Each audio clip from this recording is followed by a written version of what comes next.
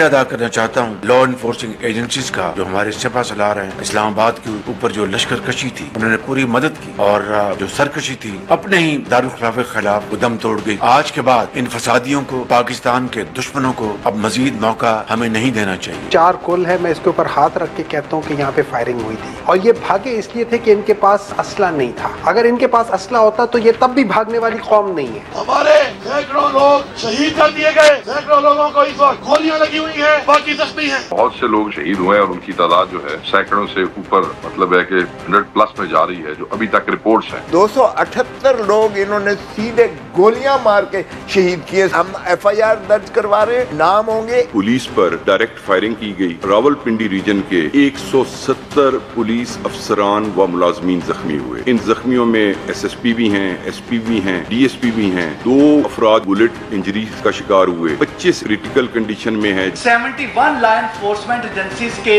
लोग जो हैं वो इसमें जख्मी हुए हैं। 27 ऐसे हैं जिनको फायर आर्म इंजरी है। You saw that major leaders were missing from this protest. So basically, the rift between Alima Khan and Bushra Bibi, this is the first time that they've come so far because Bushra Bibi wanted to stage an internal coup within the party. The health department has issued 2 statements, one from the Polyclinic Hospital and one from the PIMS Hospital, stating that they received no dead bodies. There was a fake list which was circulating on the social media. No bodies have been received by any of these people. Yes, PTI was trying to look for bodies here and there. Welcome to news wise, मैं हूँ आरिफा नूर। नाजरीन, programme में बात करेंगे obviously जो पाकिस्तान तहरीक इंसाफ का एहतजाज था, उसके बाद किस तरह उसको ख़त्म किया गया, और जो अब इल्ज़ामात दोनों तरफ से लगाए जा रहे हैं। अगर पाकिस्तान तहरीक इंसाफ कह रही है कि जो एहतजाज करने वाले लोग थे वो मारे गए जब ये सारा एरिया क्लियर करवाया गया, तो हुकूमत का इसरार है कि ऐसा कोई वाक़या नहीं हुआ। जो इंजरीज़ भी हुई हैं, जो डेथ्स भी हुई हैं, वो उन अहलकार की हैं जो वहाँ अपनी ड्यूटी दे रहे थे। मगर इसके साथ साथ जो एक और आज इस्लामाबाद में वाक़या हुआ जिसकी वजह से सहाफ़ियों की तवज्जो दूसरी तरफ चली गई, वो था मतीउल्लाह जान और उनकी जो हम कह सकते हैं इन्फोर्स्ड डिसअपीयरेंस लगा हमें कि गुज़िश्ता रात हुई। मतीउल्लाह जान साहब के जो साहबजादे अब्दुल रज़ाक साहब, उनका पिछले जो रात गुजरी है देर से एक बयान ट्विटर पे और सोशल मीडिया पे जारी हुआ। उन्होंने अपने वालिद का ही अकाउंट इस्तेमाल किया और उसमें उन्होंने कहा कि रात को 11:30 बजे मेरे वालिद को और एक और जो सहाफ़ी हैं साकिब बशीर साहब, उनको नामालूम अफराद जो हैं वो उठा के ले गए। साकिब बशीर साहब को अलबत्ता थोड़ी देर बाद छोड़ दिया गया, मगर मतीउल्लाह जान साहब जो थे वो उन लोगों की ही पास रहे। सहाफ़ी साकिब बशीर साहब ने उसके बाद जो 1-2 सहाफ़ियों से गुफ्तगू की जो सामने भी आई, तो उसमें उन्होंने कहा कि सारा दिन तकरीबन वो और मतीउल्लाह जान साहब जो थे वो हस्पताल पे मौजूद थे, क्योंकि वो ये सारा मामला चेक करना चाह रहे थे कि क्या लोग ज़ख्मी हुए हैं तो कितने हुए हैं, अमवात हुई हैं तो कितनी हुई हैं। और उनका सारा दिन वहाँ गुजरा। रात के 11:30 बजे जब वो दोनों वहाँ से निकले तो कार पार्किंग में कुछ नामालूम अफराद उनको ज़बरदस्ती अपनी गाड़ी में बिठा के ले गए। एक कहीं कमरे में उनको ले जाया गया और वहाँ 2:15 बजे के करीब साकिब बशीर को कहा गया कि आपसे हमारा कोई मसला नहीं है, मामला नहीं है, और एक गाड़ी में उनको दोबारा बिठाया और I-9 सेक्टर में छोड़ के चले गए। साकिब बशीर साहब ने यह भी बताया कि सारा वक्त उनके चेहरे पर कपड़ा डाला गया, सवाल कोई नहीं किए गए मगर कपड़ा डाले रखा। 3:15 बजे साकिब बशीर साहब घर पहुंचे और फिर उन्होंने मतीउल्लाह जान साहब के घर वालों को बताया।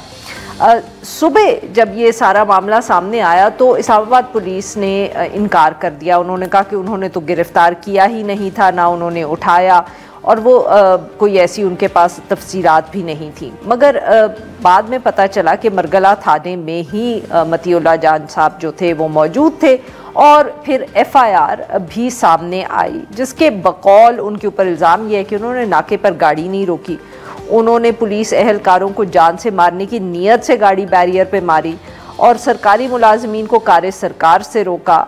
उनको ऊपर ये भी इस FIR में कहा गया कि उनके पास से आइस बरामद हुई जो एक ड्रग है, और उन्होंने खौफ व हरास क्रिएट किया जो वहाँ से लोग गुजर रहे थे। दहशतगर्दी का मुकदमा उन पर किया गया और आज ही उनको अदालत में पेश किया गया। 2 रोज़ा जिस्मानी रिमांड भी उनका मंजूर हो चुका है। जो बहुत सी इंसानी हकूक़ की तंजीमें हैं, इसी तरह जो सहाफ़ती तंजीमें हैं जो सहाफ़ियों के राइट्स का ख़याल रखती हैं, उन सब ने इस वाक़े के ऊपर मज़म्मत की है। कमेटी टू प्रोटेक्ट जर्नलिस्ट जो है उन्होंने भी मज़म्मत की है, HRCP ने भी, CPJ ने भी। वैसे ये पहला वाक़या नहीं है मतीउल्लाह जान साहब की गिरफ़्तारी का। इससे पहले पाकिस्तान तहरीक इंसाफ की जब हुकूमत थी तो 2020 में भी उनको इस्लामाबाद से नामालूम अफराद ने ही एक स्कूल के करीब से उठाया था। फिर रात तक शोर मचा तो वो उनको कहीं छोड़ दिया गया। इस वाक़े का उस ज़माने में सुप्रीम कोर्ट ने भी नोटिस लिया था और रिपोर्ट तलब की थी सिक्योरिटी इदारों से। ये एक वाहिद वाक़या नहीं है। लाहौर से भी आज ही खबर आई कि गुज़िश्ता रात को एक जो सहाफ़ी हैं महमूद अमान साहब, उनको भी उनके घर से अगवा कर लिया गया है और जो नामालूम अफराद आए वो घर में घुसे, घर वालों से भी बदतमीज़ी की और जो CCTV कैमरास थे वो भी तोड़ के चले गए। इन सब मामलात पे गुफ्तगू करेंगे हम। फिर a short break, stay with us.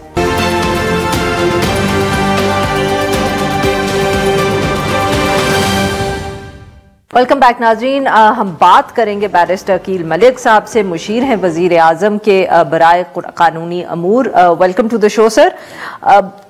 Sir सबसे पहले तो हम सहाफ़ियों के लिए जो बहुत अहम इशू, मतीउल्लाह जान साहब को आज अरेस्ट कर लिया पुलिस ने। सर उनके ऊपर जो इल्ज़ाम लगे हैं वो पता नहीं आपने देखे हैं कि नहीं। अगर आप कहें तो मैं दोबारा पढ़ देती हूँ। और सर उनके पास से आइस भी बरामद कर ली है। बिस्मिल्लाहिर्रहमानिर्रहीम।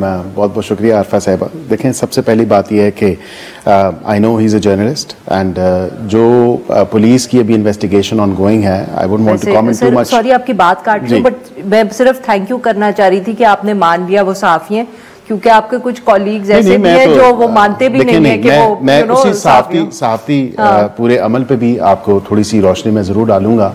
Of course, he's a journalist that obviously is known by everybody in Islamabad. सबको पता ही है, obviously आपके साफ़ी सर्कल्स में भी हैं, शो भी करते हैं, and of course I know him because of this profession as well.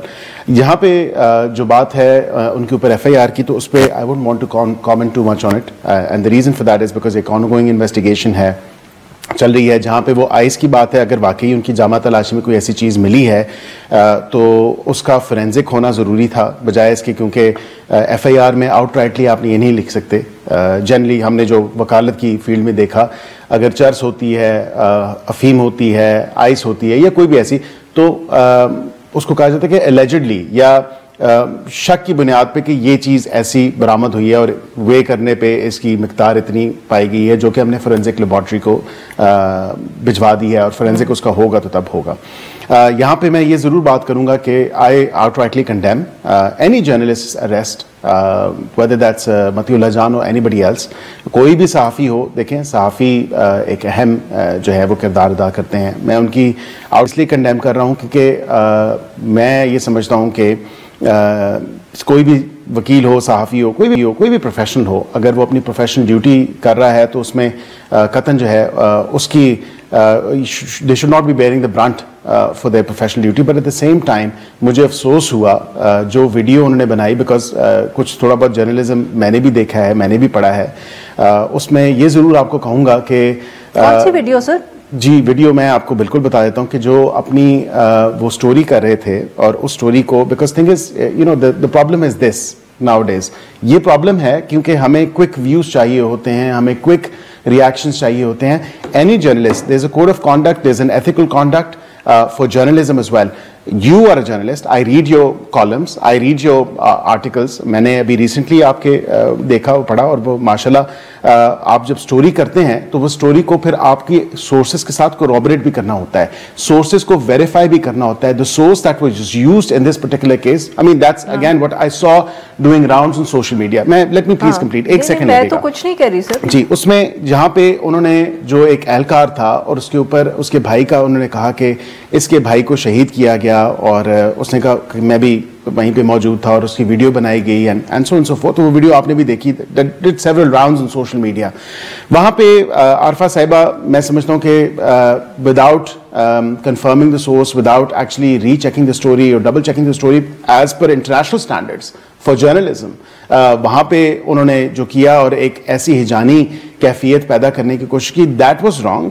but उनकी जो अरेस्ट हुई है on whatever charges, I think that is yet to be seen।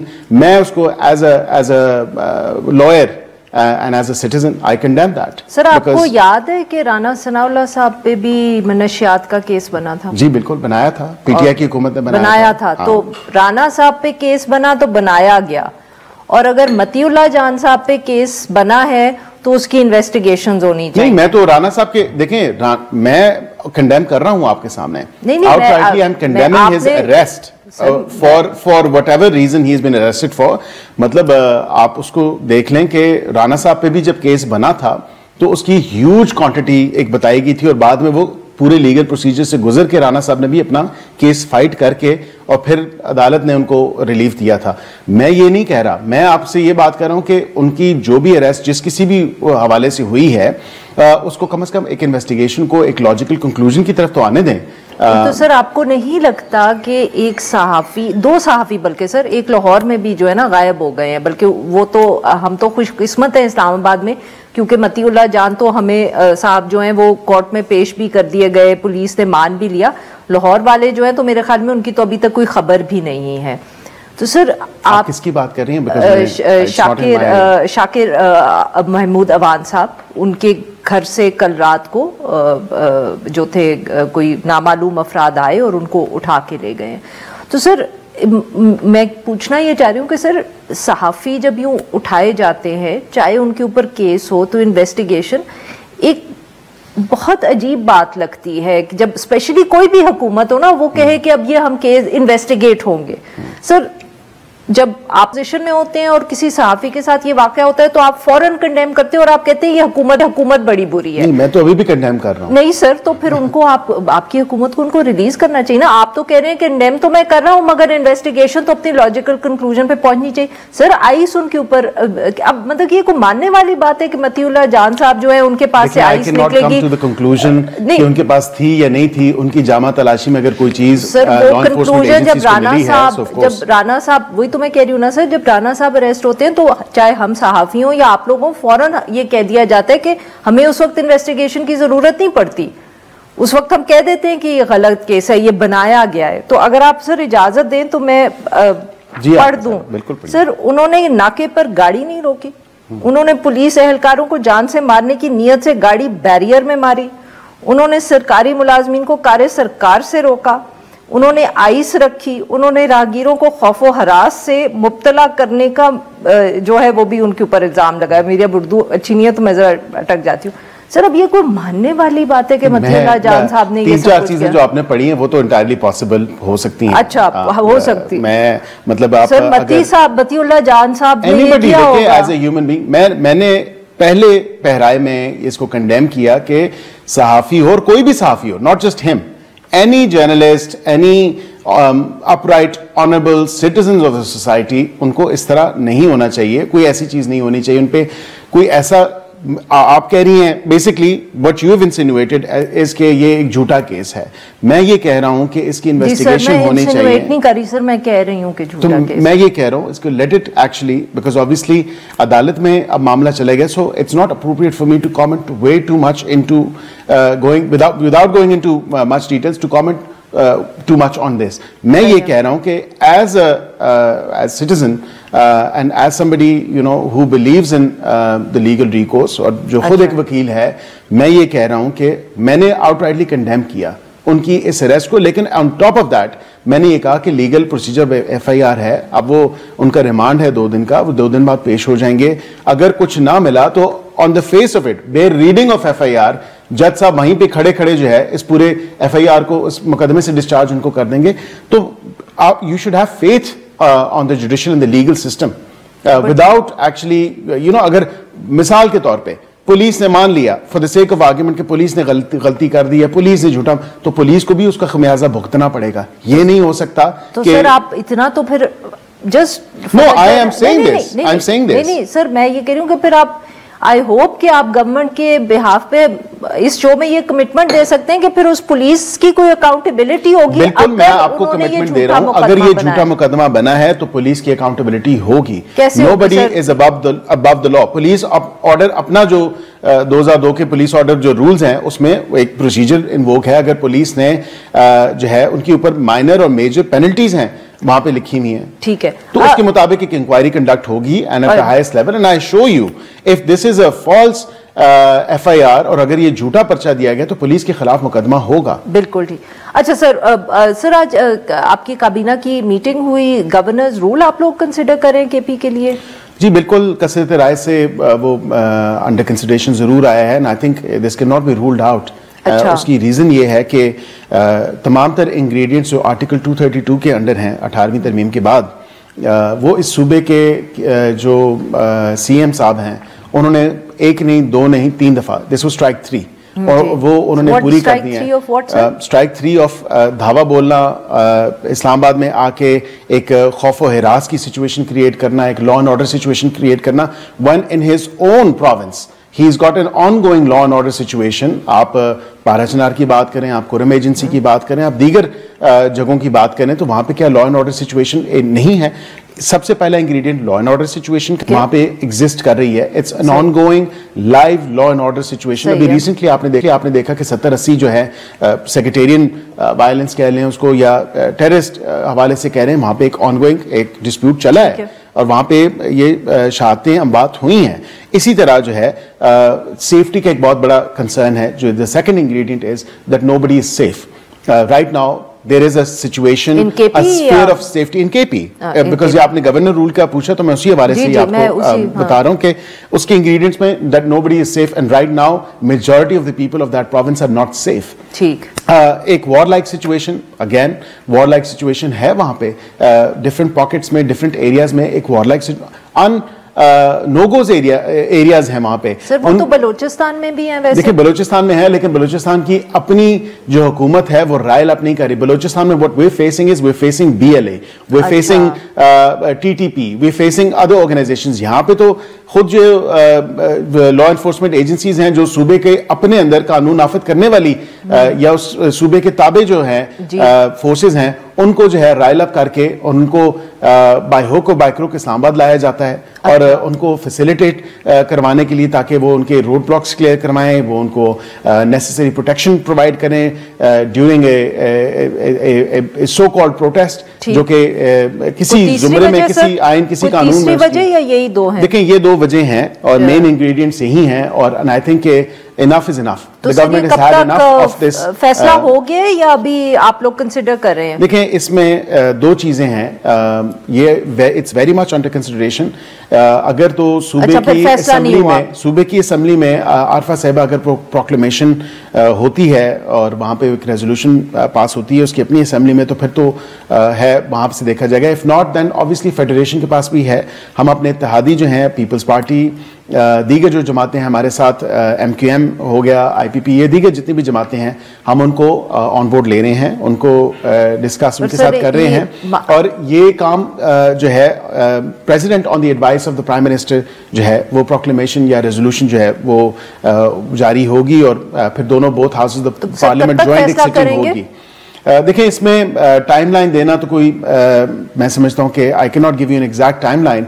However उसके साथ साथ मैं ये जरूर आपको बता सकता हूं कि in this coming week decision will be made, but what I am hearing at this point of time is कि कोई शायद इमरजेंसी एक सेशन भी बुलाया जा रहा है KP असेंबली का। तो हो सकता है इस हद तक जाने की हमें जरूरत ही ना पड़े। वहीं पे इंटरनली PTI के अपने लोग ही after the poor performance of the CM KP के और जो उन्होंने खुद ही जो है वो अपना रेजोल्यूशन पास कर दें या अपने CM को ही तब्दील कर दें। बिल्कुल ठीक। अच्छा सर वक्त जरा कम रह गया, बट सर जो ये धरना या एहतजाज खत्म किया गया इस्लामाबाद में उसके ऊपर भी अभी कंट्रोवर्सी के लोगों को गोलियां चलाई गई, डेथ्स हुई हैं, वो हो रही है। इंटरनेशनल मीडिया पे भी स्टोरीज आ गई हैं।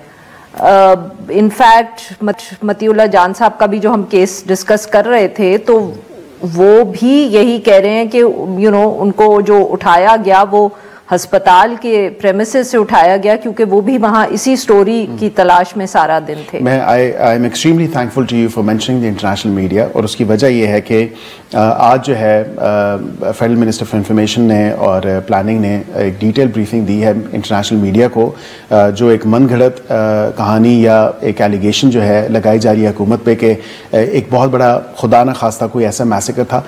इज़ इट ह्यूमनली या इज इट रीजनेबली पॉसिबल कि आप इतना बड़ा मैसेकर स्टेट कर दे for the sake of argument, और वो ना तो लाशें मिल रही हैं, ना ही जो है वो कोई खून आलूद मिट्टी है, एक्सेप्ट दी AI जनरेटेड इमेज जो कि कुछ लोग चला रहे हैं, नहीं वहाँ पे कोई ऐसे खौल मिले हैं, नहीं वहाँ पे कोई ऐसी चीज़ मौजूद है इस पूरे डी चौक पे जहाँ पे आपको कोई ऐसे पॉइंटर्स मिले कि गोलियां चली हैं या कोई ऐसी बात है। इंटरनेशनल मीडिया, आरफा साहिबा मैं प्लीज एक जरूर मेंशन कर दूं कि आज ही गार्डियन ने लिखा है कि जो क्लेम्स PTI ने किए हैं they could not be verified, and those claims can not be verified. साथ में गार्डियन ने सर ये भी कहा है कि 17 डेथ्स हुई हैं, बट मैं आपको 4 डेथ्स तो मैं गिनवा सकता हूं कि जो सिक्योरिटी एहलकार या law enforcement agencies, rangers, 3 rangers थे, उनकी आपको डेथ का पता है, FC ऑफिशियल है, पुलिस का है। क्या एहतजाज करने वाला कोई भी मरा है?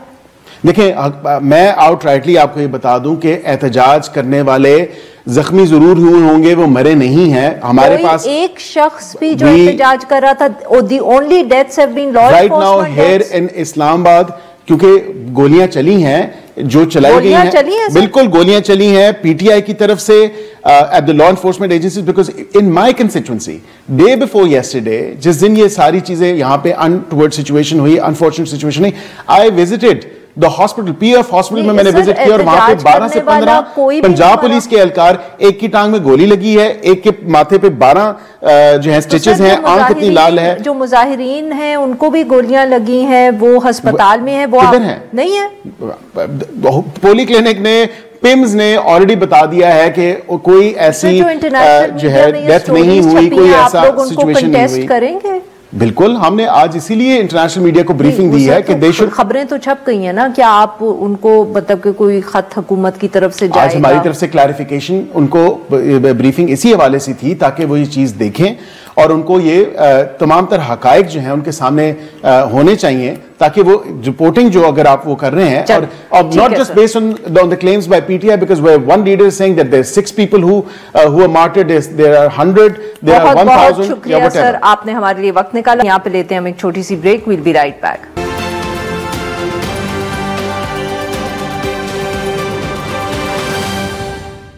वेलकम बैक नाजरीन, हम इन्हीं इश्यूज़ पे गुफ्तगू करेंगे। मतियुल्लाह जान साहब, दी आफ्टरमाथ ऑफ दी जो एहतजाज था, उसके बाद के अब जो सारे मामलात हैं, हुकूमत के दावे, पाकिस्तान तहरीक इंसाफ के दावे, और इन सब इश्यूज़ पे बात करने के लिए हमारे साथ मौजूद हैं शाहिद खाकान अब्बासी साहब, साबिक वज़ीर आज़म Pakistan, convener Awam Pakistan party. Welcome to the show sir. Sir, Matiullah Jan साहब को अरेस्ट कर लिया, कह रहे हैं कि उन्होंने ना, सर मैं डोंट लाफ, मैं बड़ी सीरियसली कह रही हूँ सर, कि उन्होंने ना बैरियर के ऊपर पुलिस वालों को धमकियां दी हैं और बैरियर में गाड़ी भी अपनी मार दी इन ऑर्डर, क्योंकि उनका जो मकसद था वो ये था कि वो पुलिस वालों को डराएं या उनको मारें, और उनके पास से आइस भी निकल आई है सर। मतलब कि ये नहीं सर, काश के वो सिर्फ कोक में डालने वाली बर्फ होती है सर, ज्यादा एक एडवांस फॉर्म है। आप, I think you are the wrong generation, so you don't know which ice I am talking about, है ना? ये आपकी जनरेशन का तोहफा है। नहीं सर, ये मेरा भी नहीं। आई थिंक आपके बच्चे, आप अगर घर जाके अपने बच्चों से पूछेंगे ना तो वो शायद आपको समझा सकेंगे। I am also bit too old for it, but it's a very, it's you know, it's there in the city now. And Matiullah Jan साहब एट हिज एज वो लेके फिर रहे थे, और फिर उन्होंने सोचा कि गाड़ी में रखी हुई है, इसलिए मैं पुलिस वालों को भी जरा डरा धमका दूं ताकि वो मुझे रोके और वो उसको ढूंढ भी लें।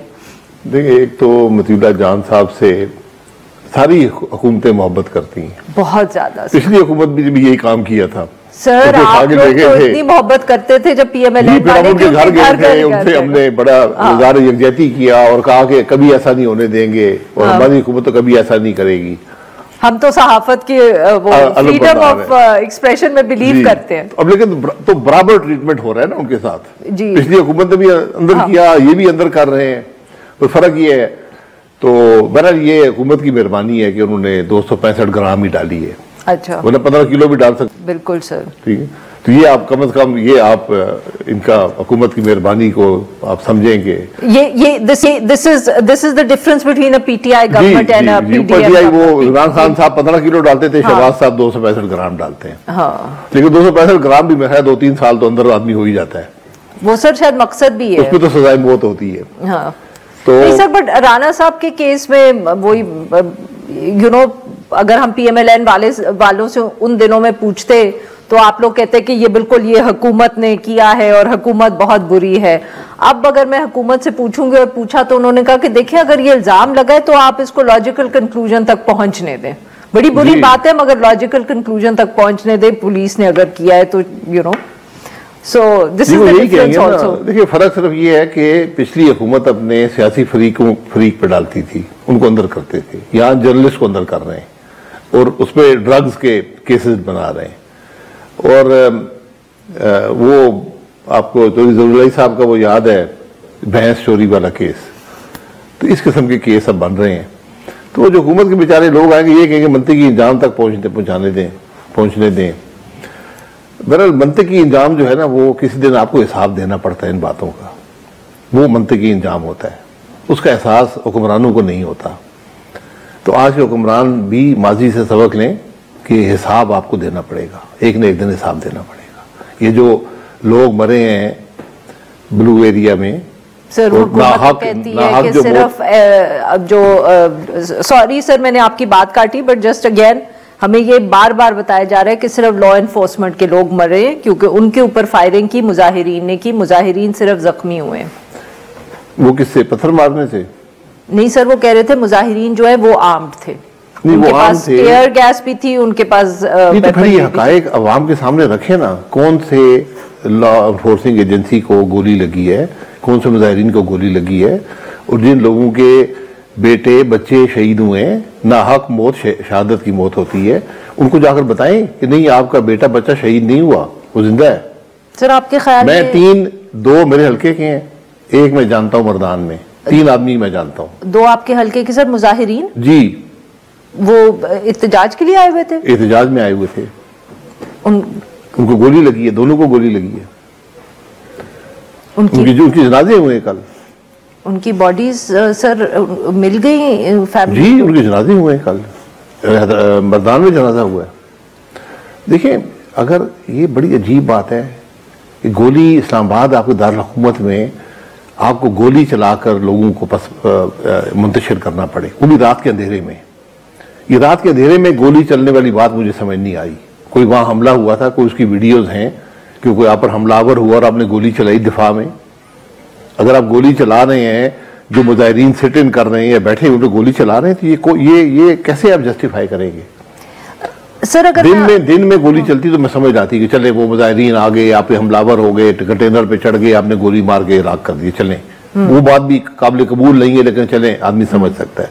रात के अंधेरे में और लाइट्स बंद करके, इस इलाके में लाइट्स बंद हुई हैं जी सर, ये आप किसी से पूछ सकते हैं। जी जी। तो ये क्या मकसद था? ये बदकिस्मती है। आज यकीन करें कि जिस किस्म का माहौल या जो सोच इस वक्त इस्लामाबाद के अंदर है, उसका आप अंदाज़ा नहीं कर सकते कि लोग क्या सोच रहे हैं आज हुकूमत के बारे में, मुल्क के बारे में। बहुत अफसोसनाक बात है ये जो कुछ हुआ है। और ऊपर से आप सीनाजोरी, हुकूमत सीनाजोरी कर रही है कि नहीं, मरा ही कोई नहीं है। अस्पतालों में आप रिकॉर्ड दें ना, अस्पतालों का, डॉक्टरों को बात करने दें। भाई आपने गोली चलाई है ना, तो लोग जख्मी हुए हैं, मान लें आपने किया नहीं रहे ना। सॉरी आपकी बात दोबारा काट रही हूं सर, बट हुकूमत हमें कह रही है कि उन्होंने तो गोली ही नहीं चलाई। तो एक दिन मानना पड़ेगा ना, लोग मरे हैं, ये बात आप यकीन रखें। मैं आपके सामने 3 तो मैं आपको शहादतें दे सकता हूँ। Sir you would know this better, मैंने भी थोड़े साल जर्नलिज्म की है, 2010 से मैं इस्लामाबाद में ये धरने देख रही हूँ। तो सर हमारी हमेशा अंडरस्टैंडिंग ये होती थी कि अगर एहतजाज करने वाले इस्लामाबाद पहुंच गए ना, खास तौर पे अगर वो ब्लू एरिया में आ गए ना, तो फिर हुकूमत के लिए मुसीबत इसलिए क्योंकि हुकूमत उनको वहां से हटाना बहुत मुश्किल है, because you can't use excessive force. Darul हुकूमत है ना सर, फर्क पड़ता है ना। नहीं तो फिर आपने एक्सेसिव फोर्स क्यों इस्तेमाल की? नहीं तो सर, मैं तो कह रही हूँ ना सर कि ये तो मिथ तोड़ दी ना इस दफे। अगर एक्सेसिव फोर्स इस्तेमाल होनी थी तो 2014 में होती। उस वक्त भी PMLN की हुकूमत उसने नहीं की, बर्दाश्त किया, 4 महीने बर्दाश्त किया। दुनिया की कौन सा फेल है यहां पर नहीं हुआ, कौन सी बात है यहां पर नहीं हुई? और जितनी मीडिया कवरेज उसको मिली, दुनिया में कभी किसी को मीडिया कवरेज नहीं मिली। मुतवातर 24 घंटे 4 महीने के लिए कवरेज दी गई। तो हम कौन सी दुनिया में रहते हैं, हम कर क्या रहे हैं? कभी आज किसी ने मुल्क की बात भी की है? यहां ना कोई जीता है, ना अपोजिशन जीती है, ना हुकूमत जीती है। मुल्क हार गया, इस मुल्क के लोग हार गए। वो खानदान जिनके बच्चे शहीद हुए उनको आप क्या जवाब देंगे? उनको हिसाब आप देंगे या नहीं देंगे? किसी दिन तो आपको हिसाब देना पड़ेगा कि क्यों आपने नाहक लोगों को कत्ल किया। जी नाज़रीन, यहां पे लेते हैं एक will be right back.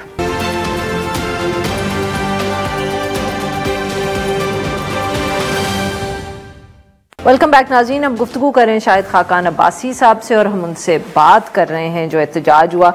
Abbasi साहब, मैं यही कह रही थी कि सर कभी इस्लामाबाद में इतने एहतजाज हुए, मुजाहिरे हुए, मैंने तो हमेशा यही सुना है कि इस्लामाबाद में गोली नहीं चलती। आपने 2014 का जिक्र किया, उसके अलावा आपने TLP का धरना भी आपने बर्दाश्त किया था एज वजीर आजम। नहीं, कोई याद नहीं आती कि कभी गोली चली हो, लेकिन मुझे ये याद है कि 1989 में शाम का वक्त था, ब्लू एरिया में ही जहां अमेरिकन सेंटर था, ये चाइना चौक के पास, यहां पर मुजाहरा हुआ था। मैं खुद वहां मौजूद था, मौलाना अब्दुल सत्तार नाज़ी साहब दोनों MNAs थे और एक जुलूस था। तो जब हम वहां सेंटर के करीब पहुंचे तो वहां पर पथराव नहीं बल्कि ईंटें मारनी शुरू कर दी पुलिस ने। अच्छा, और इतने ज्यादा लोग थे आप लोगों के साथ? इतने ज्यादा लड़के थे या? जी हमारे पास लोग भी थे, कुछ मदरसे के तालिब इल्म थे। अच्छा। और मेरा कोई 200-300 बंदा और होगा। उन्होंने ईंटें मारनी शुरू कर दी, हम बिल्कुल कोई हम पुरअमन थे। तो मौलाना अब्दुल सत्तार नाज़ी साहब जो थे उनके सर में ईंट लगी, बिल्कुल मेरे साथ खड़े थे और वो जख्मी हो गए शदीद और वहां गिर पड़े और उनको लोग उठा के पुलिस क्लिनिक पीछे ही वहां ले गए। तो उस पर जो नौजवान थे वहां पर, जो हाफिज़ कुरान थे अक्सर या तालिब इल्म थे, वो मुश्तइल हो गए और उन्होंने पुलिस पर यानी वो चढ़ दौड़े, यानी वो रास्ता जो है सड़क क्रॉस करके, तो पुलिस ने सीधी उन पर क्लैशनिकोव से फायरिंग की। मैंने खुद अपनी आंखों से देखा है और बड़ी बेदरेक फायरिंग हुई। उसके बावजूद वो, और वहां बहुत से नौजवानों को गोलियां लगी, वो गिर गए वहां पर। और लेकिन फिर भी लड़के वो रुके नहीं और वो चढ़ दौड़े उस इमारत पर। अमेरिका का झंडा उन्होंने वहां से बड़ा ऊंचा था उतार लिया था। ये मुझे बातें मैंने खुद अपनी आंखों से देखी हैं। फिर मैं अस्पताल में गया तो वहां पर जो ऑपरेटिंग थिएटर था, आप यकीन करें आधा इंच खून था उस ऑपरेटिंग थिएटर में। वहां पर लाशें भी पड़ी हुई थी, कुछ लोगों को ट्रीट कर रहे थे और एक अजीब, मेरे ख्याल 20-30 या उससे भी ज्यादा अफराद वहां पर अंदर लाए गए थे जिनको गोलियां लगी थी। और उस वक्त पीपल्स पार्टी की हुकूमत थी, एजाज अहसन साहब शायद इंटीरियर मिनिस्टर थे। उस वक्त असेंबली का इजलास भी चल रहा था, मैं वहां से असेंबली का इजलास भी गया। मैंने बताया, उस वक्त मिराज खालिद साहब स्पीकर थे, वो बड़े मुदब्बर आदमी थे, तो उन्होंने बड़ी सख्ती से इसका नोटिस लिया कि भाई ये आप असेंबली के मेंबरान पर फायरिंग कर रहे हैं, आप क्या कर रहे हैं। ये एक वाकया मुझे याद है, उससे पहले कुछ हुआ हो तो मुझे पता नहीं है, लेकिन मेरा नहीं ख्याल कि इस्लामाबाद में इसके अलावा कभी गोली चली है। और अब आपके ख्याल में ये जो अगले दिन एहतजाज हुआ, इस पे गोली चली है? जी, मेरे घर में आवाजें भी आई हैं, दिन में भी गोली चली है और रात के 11 बजे भी गोली चली है। मैंने खुद आवाजें सुनी है। और उसके बाद मैंने आपको बताया कि 3 लोग तो मैं जानता हूं जो वहां पर हलाक हुए। सर, इसका क्या रिएक्शन आपके ख्याल में? आई मीन यू नो, एक तो इमीडिएट होता है ना कि कोई फर्क नहीं पड़ेगा और शायद यूं ही होगा, but these things matter in politics, in history. जी, फर्क पड़ता है। इस बात का हुक्मरानों को एहसास नहीं होता कि फर्क पड़ता है। पीपल्स पार्टी के डेमोक्रेटिक क्रेडेंशियल्स थे, लेकिन उस वाकये के बाद 1989 के बाद वो भी नहीं इस बात को डिफेंड कर सके थे। एजाज अहसन साहब ने बड़ी कोशिश की इजलास में, लेकिन मिराज खालिद साहब ने उनकी बातों को कबूल नहीं किया था। तो ये जो कुछ हुआ है बड़ा अफसोसनाक है। इसमें देखिए, मामला आज हुकूमत भी गलत है, अपोजिशन भी गलत है। बिल्कुल सही। इसमें आप कोई डिफेंड नहीं कर सकता अपने अमल को। आपको कोई हक नहीं है कि आप अपोजिशन में हैं, पार्लियामान में बात करें, आपके पास हुकूमत है, वहां पर बात करें। आपने जलसा करना है, अप्लाई करें, जलसे की इजाजत नहीं देते आप कोर्ट जा सकते हैं। अगर कोर्ट ये कह सकता है कि ये यहां पर ना है, तो ये भी कह सकता है कि जलसे की इजाजत दी जाए। लेकिन आप जत्था बनाकर बार बार आप हुकूमत पर हमलावर होते हैं। हुक्मरान बेचारे इतने कमजोर हैं, उनकी मैंडेट नहीं है, इलेक्शन चोरी हुआ है, वो यहाँ पर कंटेनर खड़े कर देते हैं, सड़कें काट लेते हैं, इंटरनेट बंद कर देते हैं, मैसूर हो जाते हैं अपना दिफा करने के लिए। और इसका आखिरी नतीजा ये हुआ कि एक मौत भी बहुत ज्यादा है, यहां उससे बहुत ज्यादा मौतें हुई हैं। Sir, is there a way forward? Way forward अगर आपको हकीकत मुल्क की नजर आएगी, इस मुल्क के अवाम की तकलीफ अगर आपको होगी, अगर आप में लीडरशिप क्वालिटी होगी, तो आपको वे फॉरवर्ड नजर आएगा। अगर आप अपनी कुर्सी बचाने के लिए बैठे हैं, अगर आप एक चोरी शुदा इलेक्शन को डिफेंड करना चाहते हैं सड़कों पर लोगों को गोली मारकर, फिर आपको हकीकत नजर नहीं आएगी। ये फैसला कर लें कि अपोजिशन ने क्या रोल अदा करना है, हुकूमत ने क्या करना है। आप सबको मुल्क की फिक्र है या नहीं है? अगर फिक्र नहीं है तो फिर रहने दें, फिर जो आप कर रहे हैं बहुत अच्छा कर रहे हैं, दोनों इस पर चलते रहें। यकीन करें कि वो तारीख इनको माफ नहीं करेगी। आज ना जो हुक्मरान इनको माफ करेगी, ना जेल में बैठा उसको माफ करेगी। इनको शर्म आनी चाहिए। आपके लीडर कहां थे कल जो उन नौजवानों को छोड़कर चले गए? क्यों लेकर आए थे उनको? हुकूमत क्या कर रही थी? हुकूमत ने रात के अंधेरे में क्यों गोली चलाई? हम हर चीज पे यहां पर किसी की वो तहरीक इस्तेकाक मजरू हो जाता है तो कमीशन बन जाते हैं। कमीशन बनाए ना, पता करें क्या हुआ उस दिन, क्या हुआ रात के अंधेरे में। बड़ी अफसोसनाक बात है। बट सर, ये आपके ख्याल में गवर्नमेंट अगर या हुक्मरान ये सोचें कि अब हम स्टेबलाइज हो गए हैं, अब वी सेंट द मैसेज कि अब आप नहीं आ सकते, अब तो कोई धरना नहीं आएगा इस्लामाबाद, इसके बाद स्टेबिलिटी आ गई फॉर सम टाइम? देखिए, ये कोई यहाँ पर दुश्मन की फौज नहीं आई थी, इसी मुल्क के शहरी थे, एहतजाज करने आए थे। बेशक उनको किसी ने मिसलीड कर दिया, वो आपके ख्याल में आपको माफ कर देंगे? वो भूल जाएंगे इस बात को?